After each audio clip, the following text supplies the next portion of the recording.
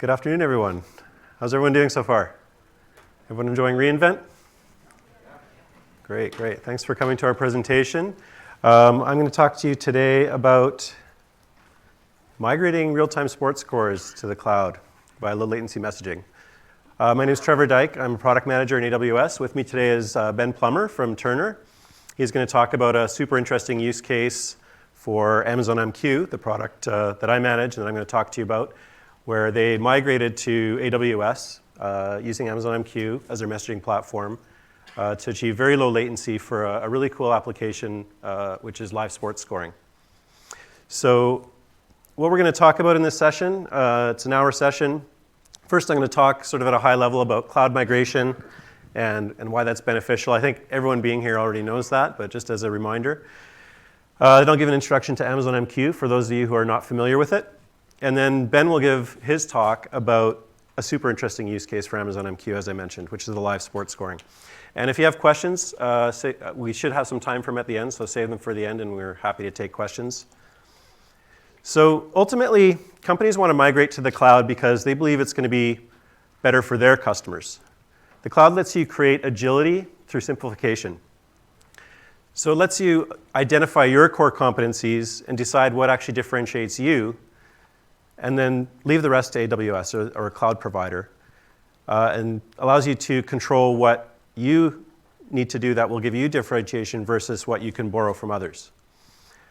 That lets your teams innovate based on possibilities rather than constraints. And migrating your messaging to the cloud is one key piece of that platform, or key piece of that puzzle, sorry. And this is all part of a theme you'll probably heard a lot about this week, and maybe you'll hear more later in the week, which is modern application development.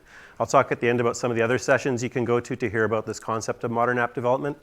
There's a few really interesting sessions that cover some of the other tools you can use building modern apps. So some of the barriers, however, to migrating to the cloud is that companies find they're spending too much time doing engineering not related to the core business value that they're delivering for their business or their application. Also, you have to integrate with what you already have. Most companies, unless you're a brand new company, you already have existing applications.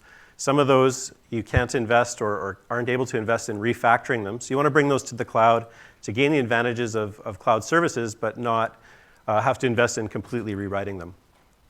And that second idea is what we're going to dive into a bit more today. It's one of the core problems that Amazon MQ helps you solve. And it's also why we've got Ben here today. He's going to give you some real-world experience from Turner on their experience migrating to the cloud for their messaging application. And this is while maintaining compatibility with systems they've built and that their customers already have in place as well. So that's kind of a high-level overview. Now I'm going to talk a bit more about Amazon MQ. It's still a fairly new service. I was just realizing it was actually launched exactly 1 year ago today at reInvent. So I guess happy birthday, Amazon MQ, 1 year. And since then, thousands of customers have migrated to Amazon MQ. What it is it's a managed message broker service for Apache ActiveMQ. So one of the analogies I like to use is it's like RDS for message brokers. So just like RDS takes away the heavy lifting and management of the infrastructure for a SQL database, Amazon MQ does something very similar for message brokers. That lets you focus on your value add and lets us manage the plumbing. One of the things customers told us they really love about Amazon MQ is the API compatibility. So if you're migrating existing applications or you just really want to have something that's compatible with other systems, Amazon MQ provides that because it provides compatibility with JMS, with NMS, which is the .NET version of JMS. It provides a wide range of other protocols like AMQP, which is the Advanced Message Queuing Protocol. It's an industry standard, an ISO standard. Also STOMP, text-based, a very simple text-based messaging protocol. It also has WebSocket and MQTT. So a wide range of protocols and APIs facilitates that compatibility. The other thing customers really love about Amazon MQ is it provides that high availability and durability, so your applications remain online. Obviously very important. Nobody likes their applications going offline. So the way Amazon MQ does that is we provide an active and standby broker. They're in separate availability zones. And as you all know, availability zones are physically separate infrastructure. So if there's ever any issue with the broker itself or even an entire availability zone, the standby takes over. And they're using shared storage. So all messages are stored across multiple availability zones. And the active and standby broker have access to those messages. So if there is a failover, you don't lose any messages. The messages stay persisted in the shared storage. And just like RDS, we do provide a single instance version as well, which customers often find useful for just development and test workloads, or just if they want to just try out the service. And customers always love worry-free security. It's, again, one of those things that doesn't add differentiation to your application. You want to just have the security there, and Amazon MQ has a lot of features there. So we provide encryption in transit. It's enforced TLS, so the transport is always encrypted for all connections. There's encryption at rest, so the data that's persisted to that persistent message store is encrypted at rest. You can choose, it's actually fully integrated with Amazon VPC, so it's VPC enabled. You can choose to have it a public endpoint as well, but that's optional. So you can just maintain the broker within your VPC and block public internet access. And of course, you can have public endpoints. You have security groups that provide further guards against unwanted access. So security groups act like a virtual firewall for your message broker. Again, very similar to RDS or EC2 for those of you familiar with those services. And then there's queue and topic level authorizations. So there's username and password access to queues and topics. So you can decide which applications you want to have access to the destinations or the queues and topics in ActiveMQ. Actually, I didn't mention, I don't think, that this is I did in the initial slide, but this is an ActiveMQ-based broker. So ActiveMQ is an open source broker. So we're actually hosting the open source version of ActiveMQ. It's exactly the same as the one you can download from the Apache website without changes, and we keep it up to date for you. So when there's minor version updates or any new updates, we make those available. There's an automatic version upgrade capability available as well, so you can just choose to have your broker automatically upgrade when new versions become available. One of the other great things people love is obviously the AWS platform has a lot of capabilities, and one of the nice things is the integration with the other services within the platform, and that gives you a lot of other additional benefit. I think Ben's going to talk a bit about CloudWatch and how that helped them in their use case. So we integrate with CloudWatch logs and metrics. So you can view metrics on your queues and topics on the broker itself. You can dive into logs. We provide integration with CloudFormation. So that's infrastructure as code. So you can automate deployment of your brokers and your other infrastructure in AWS. And we provide integration with CloudTrail. CloudTrail provides auditing you need for things like compliance. And actually, one thing that I didn't make into the slides because it's very recent is we just achieved compliance with ISO, PCI, and SOC. So those 3 compliance certifications we just achieved about a week ago. So it's compliant with those standards. We also have HIPAA compliance, which we actually announced, I think, in October. And then there's tagging, and that provides the ability for you to allocate costs to different teams or departments. So you can tag your resources, like your brokers, and then manage costs and assign those to different groups or teams. Again, a common kind of AWS platform capability. Diving a bit deeper into CloudWatch, and Ben will talk about this a bit more as well, but you can monitor the health of your broker, things like CPU and memory utilization. You can monitor queue depth. You can monitor things like the number of subscribers on a queue or a topic. And of course, you can that allows you to use the features of CloudWatch, things like alarms to notify you when something goes wrong. So you might have a maximum queue depth that you set, and you can monitor that and have an alarm that then triggers an SNS notification, like an email to you if something has gone wrong. And CloudWatch Logs, as I mentioned, is there to dive a bit more deeply.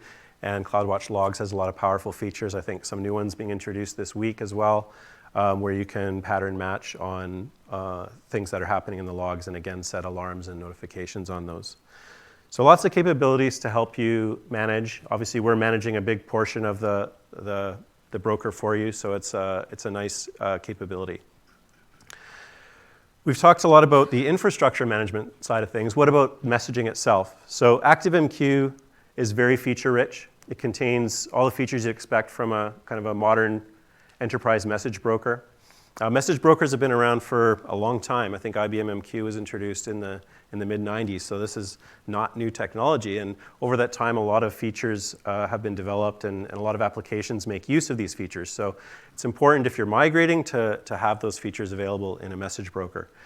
And so there's things like transient and persistent messaging. So persistent messaging, where messages are stored to durable media, to make sure that there's no message loss. Transient messaging is where messages are just stored in memory, and that can actually facilitate much higher performance and lower latency. There's things like local and distributed transactions. So applications use that when they want to ensure consistency with a database, for example, and ActiveMQ supports that. Of course, queues and topics are supported, basic messaging constructs, and they support FIFO ordering. So you can ensure that your messages arrive in order and exactly once.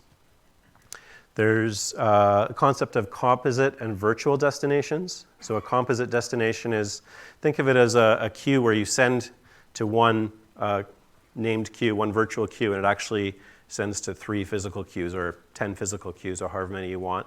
So that's one cool idea. The other concept that ActiveMQ supports is virtual destinations. A virtual queue or a virtual topic really helps you with a pub-sub kind of messaging model, because it dynamically creates, when a subscriber subscribes to a topic, it dynamically creates a queue for each subscriber.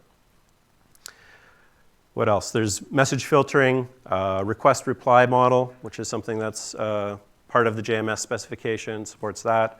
It supports scheduling messages, so you can schedule a message to be sent at a later time. And we don't limit message size. We don't limit message retention. We don't recommend retaining messages for really, really long times. It's not a database. It's a messaging system, and messages are supposed to flow through, but we don't limit that, so that's useful for a lot of use cases as well. Now, ActiveMQ works by providing long-lived protocol connections between producers and consumers and the broker. So it's not a REST-based or HTTP-based model. It provides actually those long-lived protocol connections over TCP. And one of the cool things about that is it really facilitates that low latency. So we see less than 10 millisecond latency between producing a message and consuming it, single-digit latency. And particularly with transient messaging, where the messages are simply stored in memory and not written to disk, that really facilitates that low latency. And Ben's going to talk about a really practical use case and a scenario where they took advantage of that latency in their application. Before I pass it over to Ben, I just want to talk a bit about choosing messaging services. So many of you know we also have Amazon SQS and Amazon SNS, and those are services I've actually worked on before as well. And they are, what I want to just talk about is when we recommend using those and when we recommend using Amazon MQ. There's actually going to be a session tomorrow. I think I have it at the end of the slide deck. It's API202, choosing the right messaging service. This goes into it in a bit more detail. And actually, I think in that session, they cover Kinesis as well. Sometimes there's questions about when do I use Kinesis, when do I use SQS, when do I use Amazon MQ. But at a high level, SQS and SNS are cloud scale queue and topic services. So SQS for queues, SNS for topics. And we recommend them when your app is born in the cloud. So if you don't have any existing API you need to be compatible with, you're just designing something new, you're not worried about that API compatibility, you don't need all the rich features, that's where we recommend using those. And the APIs are very simple. SQS, you can get started with basically 3 APIs, very simple to use. And SQS and SNS scale really well. They're elastic scale, so they just, as you send more messages, they just scale up. You don't have to provision anything. And they're a pay-per-request model. Amazon MQ, on the other hand, we recommend for application migration, and that's because it has the API compatibility with the APIs I talked about at the beginning of the deck here. They're very feature-rich, as we talked about. They provide that low latency. And the charge model is a little different. You get a dedicated, a single tenant broker for your application or your account, and you pay per hour and per gigabyte for storage for that message broker. So that's basically the difference. As I mentioned, there's going to be another session if you want to dive more into when to use those. So I'll come back at the end and talk a bit more, but I want to hand it over to Ben Plummer, who is from Turner Broadcasting, and he's going to talk to you about his application for Amazon MQ. Great. Thanks, Ben. Thank you, Trevor. My name is Ben Plummer, and for the last 7 years, I've been leading the team at Turner that provides live scoring for our news and sports properties. A lot of you know Turner tangentially. You certainly probably, if you ever had basic cable, you know our products. From a news perspective, we have CNN and we have headline news. From an entertainment perspective, TBS and TNT, Turner Classic Movies, Cartoon Network, Adult Swim. What most people really don't know about Turner is that we actually are heavily involved in sports as well. We have joint ventures with the NBA as well as the NCAA. We have a joint venture with the PGA of America, and we also own E-League and Bleacher Report. So if you've ever sat at your desk on a Thursday in March and watched some basketball on your laptop, my team's been a part of that. If you've ever seen basketball online, we've had a part in that too. If you've ever gone to any of the team sites, the Lakers, the Hawks, Boston Celtics, if you've ever been to any of those sites, we've had a hand in that. If you've ever looked at the Olympic scores on CNN or CNN International, or if you looked at any election results on either CNN.com or CNN's television products, this team was a part of those workflows. And it's a pretty exciting group to be a part of. So we provide high transactions, live scoring at scale. So what does that really mean, though? We really are a global competitor in the sports industry.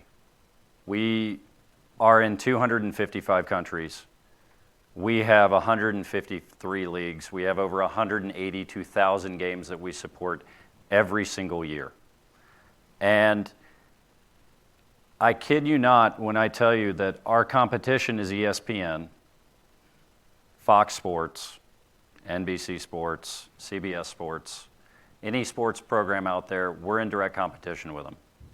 And when I first started this job, I didn't really believe that.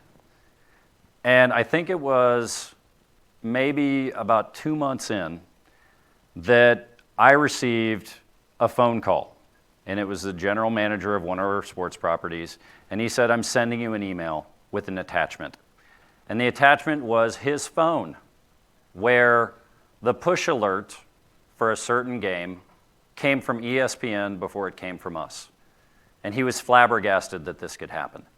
He was angry that this could possibly happen. And that's the world we live in. That's the world that this team is a part of. And we're not known for this, but this is who we are and this is what we do. So you all have phones. I'm certain many of you have several phones.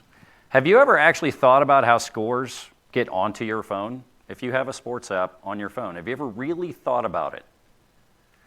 It's kind of fascinating. What happens is a play will go on at an arena, and it will be broadcast out via video. And this is one of the ways that we can get scoring data onto your phone. There are several others as well. But we're going to go with this one. So what we do is, and not we, this is actually one of our feed providers. This is one of the 30-plus technology partners that we have. They will actually take a look at the video, and they will watch a play. And that play, they will have 3 people sitting down behind 3 different computers. One person is for the home team, the other person is for the away team, and then there's a third person behind them doing QA to make sure that they get the scoring right. They put the data into a system that ultimately goes into an API, and it creates an XML feed. And we go out as Turner, we're one of 3,000 customers that they have. And we pull that feed in. In addition to that, we pull in a bunch of other information.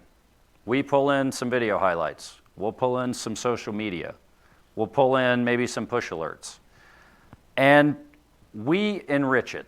And let me talk about that word enrichment. It's very vague, and we love to toss it around at Turner because nobody really understands what we do then.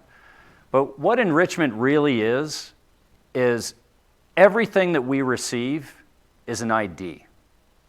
Weather is an ID. Player names are an ID. Venues are an ID. Plays themselves are an ID. So a single, a double, a triple in baseball, a layup in basketball. I don't know what it is in cricket, but we have that too. But why would they do this? Why would they give us IDs instead of just telling us, hey, this player hit a single?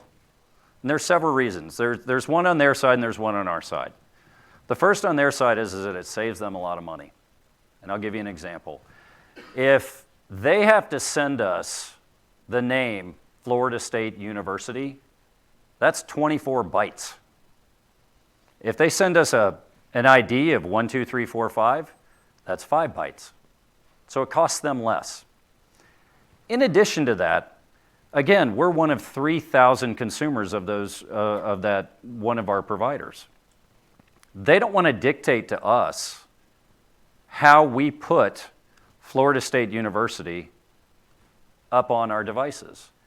We have an entire team of editors at Turner that work with the product teams to determine exactly what's shown on each one of our apps on each device. So for example, if you are talking about Florida State University on a phone, that might be FSU or Knowles. On a laptop, that might be Florida Space State ST period or Seminoles. On a TV, it might be Florida State University. It might just be Florida State. But that's up to us. That's not up to them. And when you start thinking about it, it's not only the team names, it's the player names. You could represent my name as Plummer, comma, B period. This could just be Trevor D. It's anything. Names are a horrible thing to try and search on. Names are a horrible thing to try and use. IDs are great, very fast. So what we then do after all this enrichment, we put it all together, we package it together using several different workflows and several different queues, and we stick it on our internal origin, which is essentially a caching layer on steroids. And what we then do is we take that and make it available to our content distributor group, and that's Akamai. Akamai then is pinged by every single one of our apps across the globe. And when all the data flows through, everyone is happy. So what's it like working in this industry? I've given you a little bit of a taste, but I want to explain it a little bit more. There are 6 things that really determine our focus when we talk about live scoring and the industry of live scoring. The first one is speed wins. Absolutely, speed wins. You have to be fast. Sometimes milliseconds matter. They really do. Depending on the sport, depending on the product that you have, milliseconds can matter. Automation. Again, I go back to we have 182,000 games that we work on every single year. There's no way we can work on those in a manual way. Those 182,000 games that we did, that translates into about 213 billion files that we process in a 12-month calendar year. It's a lot. We can't do anything manually. From a data provider perspective, again, we not only work with the large global data providers, Sportradar, StatsInc, Opta, because we work with so many different sports and so many different leagues. We have 56 different leagues that we provide data for. We have to work with the top of the top, but we also have to work with groups that are very, very small, 1 to 2 person operations, and we have to hold them to the same standards that we're holding ourselves to. So we have to work with everybody. And we have, also we have to work with the leagues themselves. We get a lot of data from NBA. We get a lot of data from the NCAA.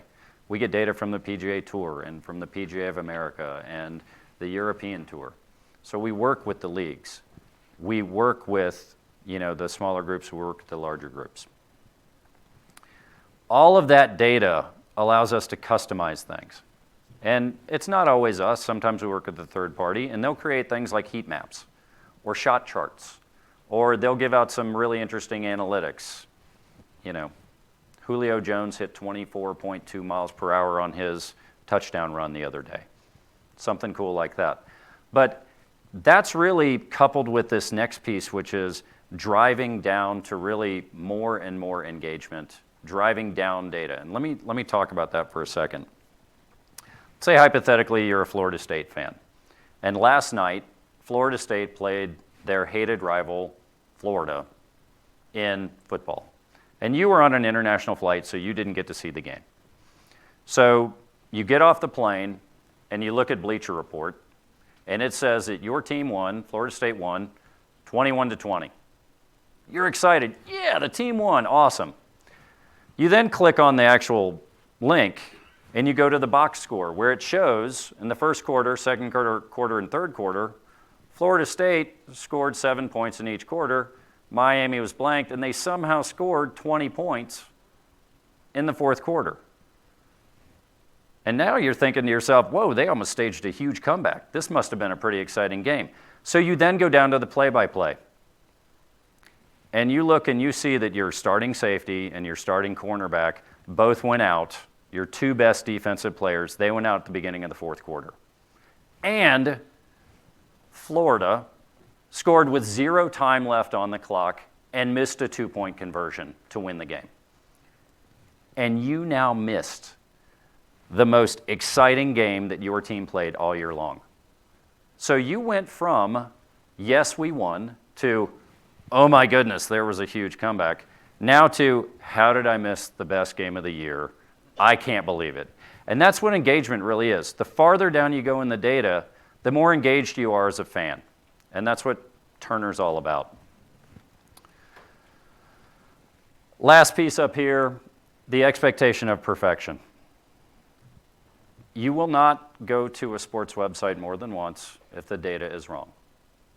If you go and see that your favorite team is reported as lost when they actually won, you're never going to go back there again. And when you fail in the sports world, it's public and it's brutal. Very public, very brutal. Let me give you an example. Back in 2012, when I had just taken this job, I was working my very first PGA championship. And our sports scores were 10 to 12 minutes behind, which is 2 strokes for golf.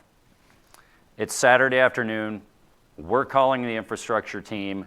We're talking to the upstream data provider. We're trying to figure out what's going on. I'm talking to the GM of the golf group. We don't know what is going on. On CBS's national broadcast, the thing that you get on your TV for free every day, one of the lead announcers says, and I quote, "The PGA.com leaderboard is a metaphor for slow play in golf." So in 2012, we were trolled by CBS on national TV. That's the world that we live in. And yes, I got many phone calls, and I wish I had the clip. I should have saved it.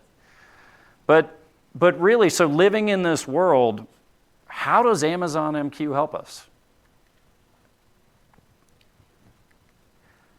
From a latency perspective, obviously, it's a no-brainer around speed. And it's certainly a no-brainer around custom solutions. The faster you can get the data in, the faster you can process the heat charts. The faster you can process the shot charts. The faster you can transfer it over to a third party to help you with all that stuff. From a durability perspective, again, we are a 24/7, 365 shop. We can't go down. We can't have an interruption. We can't just say we're not going to do scoring today. We have a cold. That's not a good answer. From a monitoring perspective, attaching into those shared services, the CloudWatch that Trevor was talking about earlier, this has been one of our biggest successes when migrating up to AWS. And I told you about the story about the 2012 PGA Championship when things were bad. Let me tell you the story about the 2018 PGA Championship when things went really well. So it was Friday morning. Again, it's a 4-day event, Thursday through Sunday. It was Friday morning, and our team had already converted over to AWS. We had monitors on, our CPU utilization, our queue depth. We had monitors on everything. And our response time coming back from the provider kept on growing and growing and growing. So one of the team members reached out and called the data provider and said, hey, we think that you might have a problem. Can you check? And they said, yeah, we have a problem. They bounced their server. Things went back down. Saturday, same thing happened. Response times went up. We called them. Everything went back down. Sunday morning, something different happened. They called us. Do we have a problem? Can you check? I was shocked. How often has a third party called you to see if their system is okay? It was amazing. This is a huge win. This is this was transformational for us. And it's all because we're out on AWS and we're leveraging all these shared services. So the last piece here is obviously FIFO. We can't have scores come in and go out of order. I think everybody that's seen a sports game understands that, so I'm not going to really harp on that one. But the next question is really, okay, Ben, how did you guys set up your architecture to do this? And something that Trevor talked about is, using Amazon MQ with, your existing systems. We are obviously leveraging Amazon MQ. We have one broker. We have many queues. You can see them up there. And they are across multiple AZs. The first main chain there that you see is really our publishing chain. And what happens is that the data comes in from a feed provider and we receive it. That's our receiver. Not a very innovative name, but still it works out great. What it does is it multiplexes the data out because not all data is handled the same within sports. A player data is different than a piece of scheduled data, which is different than a piece of injury data, which is different than weather data, which is different than play-by-play data. So we have to multiplex everything out, get it into the right queue, and then go into the publisher. And the publisher, that's that secret sauce. That's where we go up to the database and translate all of those IDs into the names, the plays, the JSON that ultimately the apps can consume. We then go out to our distributor after going through yet another queue, and the distributor then pushes it out to our internal origin, which goes out to the CDN, and everybody's happy because it goes out on the apps. We have a comparator there, or a comparison component there, and I'll get to that in a few minutes. The second leg down there at the bottom is, again, we have the same structure. We push everything into a queue. We then push it into our unified processor, which brings in a great deal of data from other parts of the organization. Put it into another queue, and then we stick it into our push alert component. That works with another third party that then pushes out alerts to the apps. And so why are we a part of that push alert? Ben, that doesn't seem to make any sense to me. It's because we have all the live data. And so you want to be able to send somebody an automated push alert that says, hey, your favorite team is Ohio State, and they're in the March Madness pool, and their game starts in 5 minutes. You might want to click on this link, and you can follow the game live. Or you can say, hey, Duke's down by 2 points with 5 minutes to go. We have an upset alert. And that drives traffic. So those are sort of the two main branches. That bottom component, again, goes back to those shared services that are integrated with Amazon MQ and all the rest of this, and that's been a big win. So what did it take for us to migrate to the cloud? Really, we were using ActiveMQ. So migrating over to Amazon MQ for us was a no-brainer. It really, it was an easy choice for us because it hit all those components: durability, monitoring, FIFO, low latency, all the things that we highlighted earlier. It was a simple transition for us because we were already using the open source code. It was great to be able to use this Amazon MQ and not really have that big of a transition. That doesn't mean we didn't have problems transitioning out to the cloud. We did. It was a journey, and it was a culture change, not only for my team, but for the entire company. Initially, when we started off, we were out searching for unicorns. We went through a staffing phase where we wanted to go find the best DevOps person in the world. We wanted to find the best developer in the world that was used to low latency transactions within media companies, and they didn't exist. So we had to figure out what to do, and so we started teaching the staff. We started backfilling the staff. And what we did is we allowed enough capacity for the staff to go out and learn on their own. And this is the most important part. This wasn't Ben's great idea. This was Turner's idea. Turner put a great deal of resources towards us migrating to the cloud. It started with our CTO in 2015 saying, we need to move to the cloud. And he put his money where his mouth is. We went out and what was formed was we had an entire cloud architecture team that was created. We, in addition, were given online tools such as lynda.com, cloudacademy.com, and here's the best part. Every hour you spent on Cloud Academy was a raffle ticket, a digital raffle ticket that twice a year, one person was given $10,000. And at one point in time, I think I had 3 or 4 of the top 6 people on my team that had spent that amount of time investing in themselves on nights and weekends. And one of those guys won the $10,000. It was really cool. He got his picture with the CTO. It was awesome. It was very cool. And again, I'm talking about this culture change. Again, this is not just on my team. It requires a company initiative. And really, seeing the transition to where we are today, the culture of ownership, the continued culture of learning. Yes, we are transitioning into a culture of DevOps, but it's amazing to see the faces of the people on the team at this point. They're so excited, and they're talking about different things. We used to just talk about, well, can we do it in the app? Now people are chiming in with, all right, well, how do we secure that? What do we do underneath that? How are we monitoring that? What's the most important piece to monitor? How are we going to make sure that we're balanced correctly? What happens? How does it fail gracefully? Those are the questions we're having now, and it's a fundamentally different change, and it's super exciting for me and the other leaders of the team. So I've stood up here and said a lot, but really the question you're probably asking yourselves is, how can I prove this to you? Really, Ben, where's the proof? And this is it. We have saved, on average, 46% of our time processing scores. And when you live in a world where you go from 7.42 seconds down to 3 seconds, that's saving a great deal of time.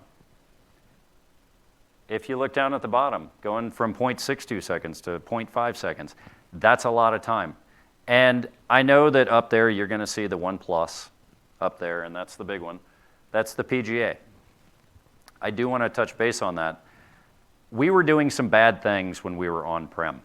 We actually were running databases in cache, which should put your hair on fire, but that's why I don't have any. But it was something we should not have done, and I'm okay with this time for 2 reasons. Number one, we're now doing the right thing, which is the most important part. The second part is 24.6 seconds for golf is well within a time constraint that I can live with.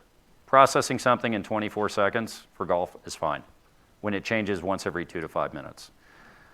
But at the end of the day, walking into an executive's office and being able to say, hey, by the way, we've almost cut our processing time in half by moving out to AWS and using technologies like Amazon MQ. It's a powerful statement. It's a huge win. And while I'm the guy up here and talking to you all, it's not just me. It does take an entire company. And so, I do have folks that I have to thank. First off, Trevor, appreciate this opportunity.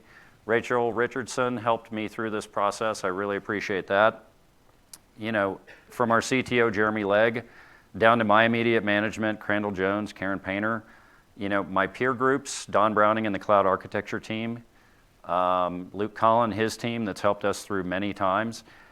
Ultimately, I have to thank two people, one of whom sitting in the audience here. Brent Melanius and Kevin Hammond are two of my technical managers that really drove the success here. I'm the guy standing here, but only because I'm standing on their shoulders. They really did everything to make us a success. They were the ones driving the culture. They did an amazing job. And so across the company, all the 360 degrees around me, thank you. All of you in the audience and coming to listen to me, thank you all so much. I appreciate your time. And I'm going to hand it back to Trevor. Thank you.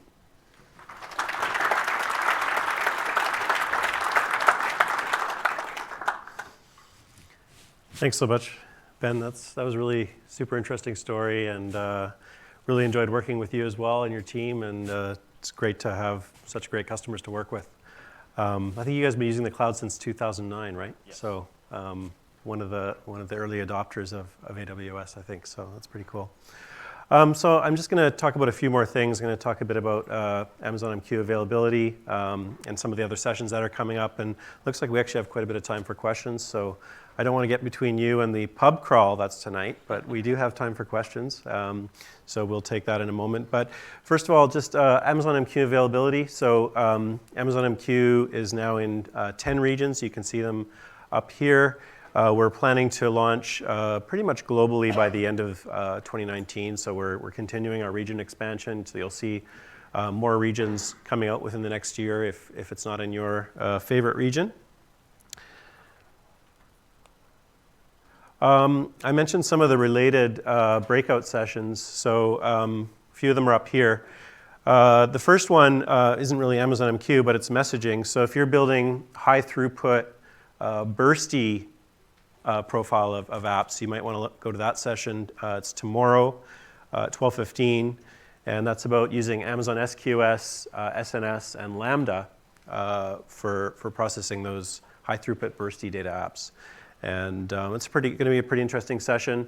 SQS and SNS are both integrated with Lambda. The SQS integration was introduced just recently, so been a very popular feature.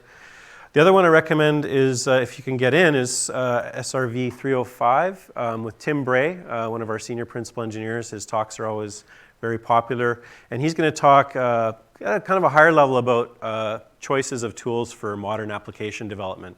So if you're considering, when do I use serverless? When do I use containers? Is microservices always the right architecture? Those kind of things. He's going to talk about that. He's actually going to talk about how we make some of those decisions inside Amazon when we're building things. So that's promising to be a great session. And then the third one up there is the one I mentioned earlier, so choosing the right messaging service. And I believe Tim's also in that one. Don't hold me to that. I'm not 100% sure, but I think he is. No? Okay, Rachel's shaking no. What's that? Okay. Another principal engineer that is an awesome engineer, which is Kuba. He's going to talk about choosing the right messaging service, and he's going to cover Kinesis, SQS, SNS, Amazon MQ. I think he's going to talk about DynamoDB streams and maybe even Redis. So a bunch of different technologies, talking about pros and cons, when to use one versus the other. So another good session that you might want to try to get to. And specifically related to Amazon MQ, there's a few other sessions in the next couple of days. So there's a workshop. The workshops, has anyone been to any workshops yet? Okay, one person. The workshops are pretty cool. It's a 2-hour session. I think it's only about 10 or 15 minutes of lecture, and then actually it's hands-on. So you actually get your hands on Amazon MQ, learn how to actually use it, learn about how security works, all those cool things. So that's a good session, and that's tomorrow at 2:30 in the Bellagio. There's a Chalk Talk, which is a 1-hour session. It's more interactive Q&A, so someone up there with a whiteboard architecting ideas. You can ask questions and help kind of brainstorm a few things. So those are pretty cool too. There's 2 of those coming up, and again, that one's focused on Amazon MQ, but actually bridging it to cloud native services. So if you have some applications that you're migrating to the cloud that you're not modifying, but you want to integrate those with some new applications you're developing, maybe using SQS and SNS or something like that, then that's a great session for that topic. The last one is about hybrid and about connecting on-premises messaging brokers into Amazon MQ. So if you have something that you need to keep on-prem, like IBM MQ, and you want to connect to a broker in the cloud, this is a session for that. And it's a builder session, so I think the person running it's going to actually walk you through how to do that. So another really cool session. So if you want to learn more about Amazon MQ, obviously go to our website. Lots of information up there. We've got a few blogs as well that are quite interesting. We've got one on migrating from RabbitMQ to Amazon MQ. That's been one of our very popular blogs, so recommend checking that one out. There's also a couple blogs on the other topics I mentioned, hybrid. There's a blog on migration. So lots of interesting content there for you to take a look at. Here's our contact information. Feel free to reach out to me. Is it okay if they reach out to you as well? Sure. If you have any questions, if we can't answer them now, feel free to reach out to us. I mentioned the pub crawl. We're going to be there. Yes. You okay with that? Absolutely. We're going to be there. Come and talk to us. We're going to be actually at the pub in the Aria here, is where we're going to be at 6 o'clock. So feel free to come and chat with us there, or ask questions here, or contact us. We're happy to answer any questions you guys might have. Maybe before I go to that slide, maybe I'll ask if there is any questions. Anyone have anything for Ben or myself? We've got about 10 minutes or so.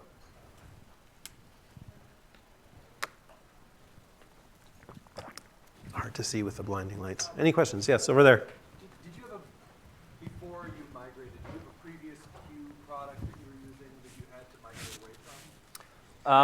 If so, like how did you manage that migration process while staying up? We have used many different queues. We've used RabbitMQ, we've used ActiveMQ, we've used just a bunch of them. What we generally do is we will create an entire brand new workflow using the queue systems or anything else, and we'll run it in parallel. And once it's proven that it works, we'll make the switch. I mean, it's building a plane at 35,000 feet while you're flying a plane at 35,000 feet. That's what it is. That's what we do. I should have mentioned, I see people leaving, so I should have mentioned, please complete the session survey in the mobile app for those of you who were leaving. Thank you. Any other questions? Got lots of time.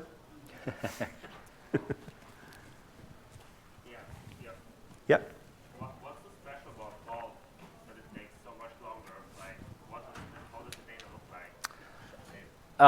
So there are a couple of components there. The first one is we have been hyper vigilant about ensuring that we take out any latency for any of the other Bleacher Report properties, NBA, soccer, even basketball. And the reason is because those sports are just fast twitch. So we have spent a lot of time optimizing those, as opposed to golf where it's, again, something might happen once every 2 minutes. And again, if you've ever played golf, sometimes it's once every 5 or 7 or 10 minutes. And especially when you get 140 golfers out on the course and they're waiting 2-3 minutes in between shots, and then they take a minute and a half to 2 minutes to actually take the shot, and then they hear somebody in the crowd, and then they step away. For us, golf, it just is it's a different sport. And so therefore, the parameters of speed are not required like they are for the rest of them. And so we have not gone in to optimize that code as much as we have for the other sports. It's a good question. Yeah. Does like the NBA fantasy, do you guys support that, and are those real-time demands different than the other types of real-time demands?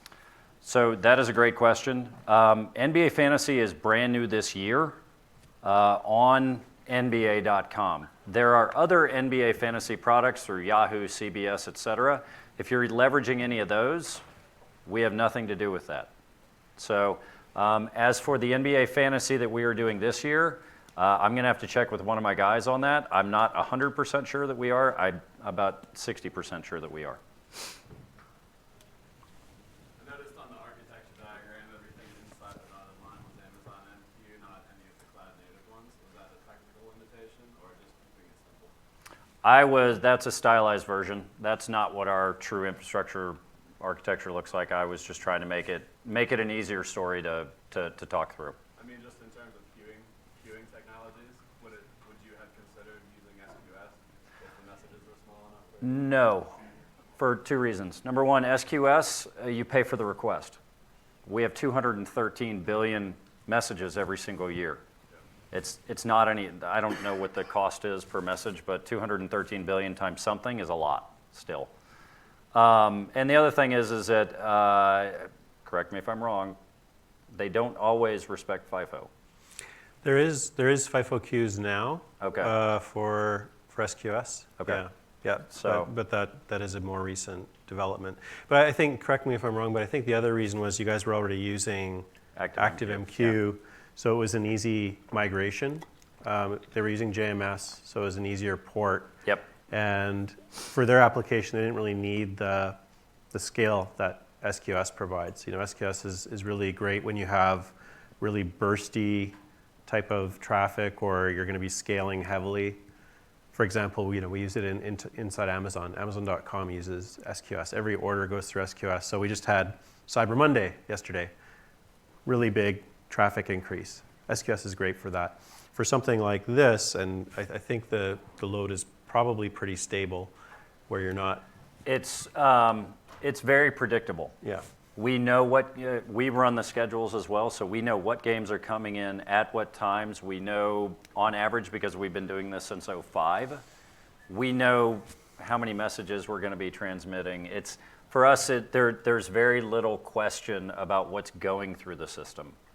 And it's not, we can predict those quote unquote burst times because we're the ones that own all the content. It's not like CNN and Michael Jackson dying, when all of a sudden they had to spin up in one day to support 76 million live video views or something crazy like that.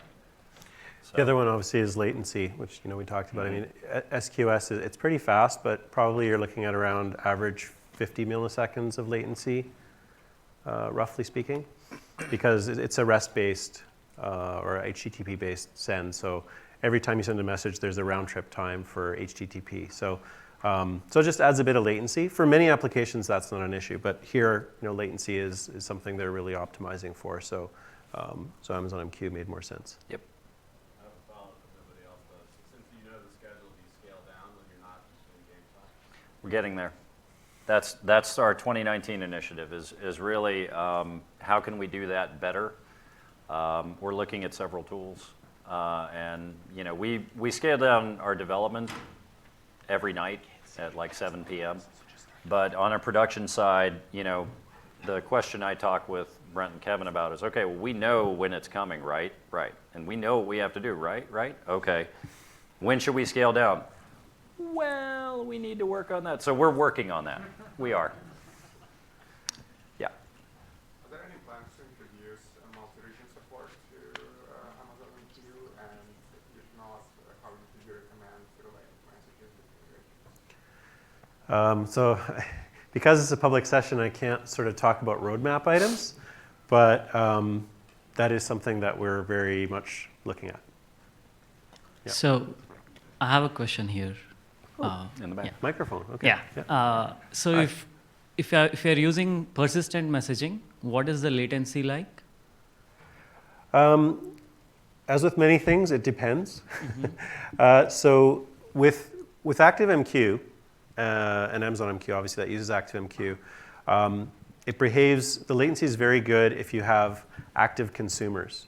So if you've scaled out your consumers and you're actively consuming from queues, the latency is going to be very similar to what you see with transient messaging.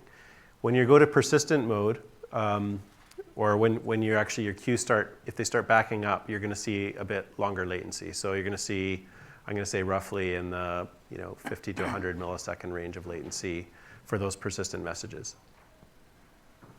Does that answer? Yeah. Question? Yeah. Somebody else.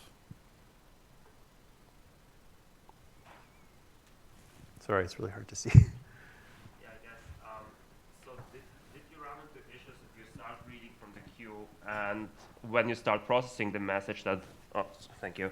When you start processing the message that like the processor somehow is slower, so all the message codes published first. Like, do you have issues like that? Or is it solved by ActiveMQ magically? So I just want to make sure I have the question correct. Is it the message queue backs up and so all of a sudden we're sending messages out of order? Yeah, like you have messages coming in, and you like assuming you have multiple processors who read from that. Mm-hmm. I would think like you have something like that, so you scale out the processors, right? So and then if the processor lags for some reason, so another processor goes first. Like so basically the order of messages switches. Do you have something like that? We generally don't have that problem, and the reason is because we use queues in multiple different parts of the workflow. Generally, when something goes wrong, it goes wrong across the board. And again, we're processing everything so fast, things can go sideways very, very quickly. So. All very good questions. Yeah. Anyone else have anything? Yep. To make sure I heard right, you mentioned that there were, I think the term was cross-topic authentication. Is that correct? So you can have two topics in one instance, and there's separate auth for each one? Yeah, you can have a separate, it's through username and password, which is provided by ActiveMQ. We're looking at some enhancements to that over the next year, but you can have, separate auth for each queue and topic. Yeah, good question. Anything else? No? Okay, that's great. Thank you so much, Thanks, everyone, everybody. for coming. Really appreciate it. Appreciate it.